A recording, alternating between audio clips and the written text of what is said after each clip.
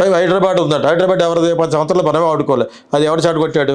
రేవంత్ రెడ్డిని చీఫ్ చంద్రబాబు నాయుడు కలిసి vote for note దొరికిపోయి అతను అమరావతి పారిపోయాడు. నిజంగా పారిపోయాడు. ఇల్లు మళ్ళీ జూబిలీ హిల్సే. అతను మాట అక్కడికి వెళ్ళిపోయి ఈ హైదరాబాద్లో 10 సంవత్సరాలు నేను 100 సార్లు చెప్పాను, వాడుకోకుండా చేశాడు. అంచేత Hyderabad everything belongs to all Telugu people only. It is only A man made arrangement అంతే అది. సో అదేవిధంగా అక్కడ కూటమి వీళ్ళు ఏం చేశారు?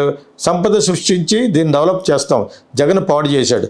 10 లక్షలను వస్తారు, 12 లక్షలను వస్తారు, 14 లక్షలు, ఇప్పుడు 15 లక్షల కోట్ల అప్పులు అని చెప్పేసి. అంటే సెంట్రల్ గవర్నమెంట్ ఏం చేస్తుందో నాకు అర్థం అవ్వట్లేదు. వీళ్ళు ఇంత బహాటంగా అబద్ధాలు ఆడేస్తుంటే అన్ని అప్పులు చేసి వెళ్ళిపోయాడు జగన్. అదే గోల. ఒకసారి 10 లక్షలు అంటాడు పవన్ కళ్యాణ్, లోకేష్ 12 లక్షలు అంటాడు. ఇప్పుడు ఫైనల్గా వాళ్ళ ఫాదర్ 14 లక్షలు అప్పు అని చెప్పేసి గట్టిగా అరుస్తూ, అవి సరే చిన్నగా వస్తున్న డబ్బులు ఎలా ఖర్చు పెడతారు మీరు? ఇప్పటి వరకు ఒక డెవలప్ లేదు, ఒక మూమెంట్ లేదు, ఏది లేకుండా వాలంటీర్స్ అని చెప్పేసి వాళ్ళని వ్యవస్థలు చేసేసి వాళ్ళకి అన్ని అన్యాయాలే. ఫ్రీ బస్ అన్నారు, ఏదీ లేదు, ఏదీ జరగట్లేదు. అదే అడుగుతుంది అమ్మాయి అసెంబ్లీలో, ఎవరో వరుడు కళ్యాణి. అక్కడ వరకు కరెక్టే, కాకపోతే వాళ్ళు చేసింది కూడా దరిద్రాన్ని పరిపాలనే. కాబట్టి దేంతో నవ్వాలో అర్థమవట్లేదు. చాలా జాలి పడవలసింది ఆంధ్రప్రదేశ్ ప్రజలు.